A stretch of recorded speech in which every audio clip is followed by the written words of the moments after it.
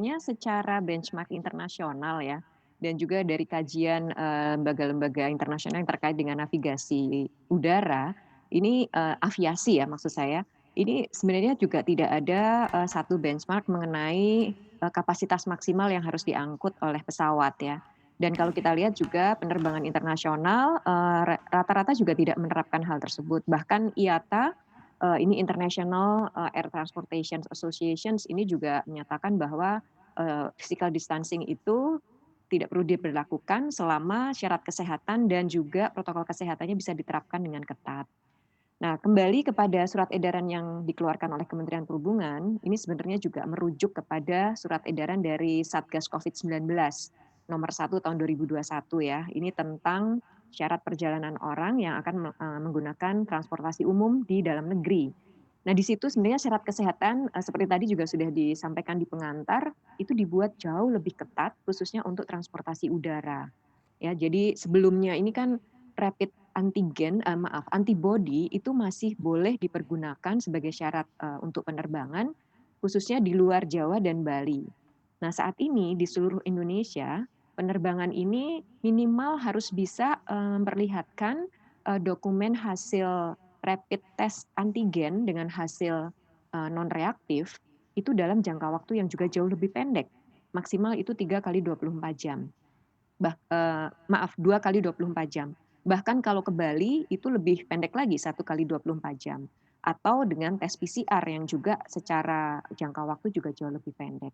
Jadi kami melihat bahwa syarat kesehatan ini diperketat, kemudian di dalam kabin pesawat juga penumpang harus selalu menggunakan masker, sehingga ada larangan tidak boleh buka masker, tidak boleh makan dan minum, dan tidak boleh berbicara antar satu penumpang dengan yang lain.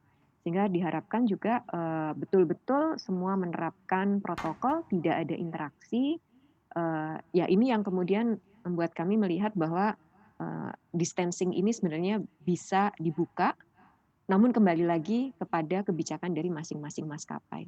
Begitu, Mbak. Oke, apalagi perbedaannya karena yang saya dengar juga Mhm akan ada mhm. pengosongan sekian, baris, seat di pesawat untuk, mereka yang Ya.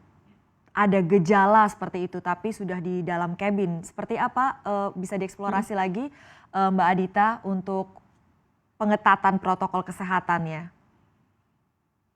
Ya, betul Mbak Alin, ini juga mungkin yang perlu kami jelaskan karena sepertinya masih banyak yang salah menangkap ya, bahwasannya 3 baris kursi kosong itu memang wajib disediakan oleh maskapai.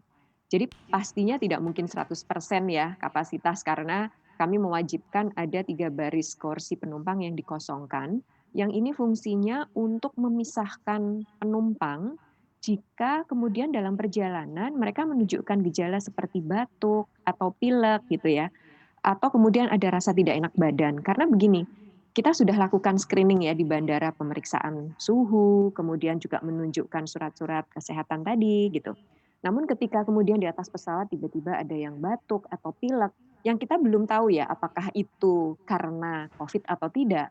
Tapi karena ini sedang di dalam perjalanan dan ada di dalam badan pesawat, ya kita pisahkan dulu, jauh-jauh dari penumpang yang lain, tetap pakai masker, tapi mereka tidak berdekatan dengan penumpang yang lain. Sehingga perlu ada 3 baris yang dikosongkan itu.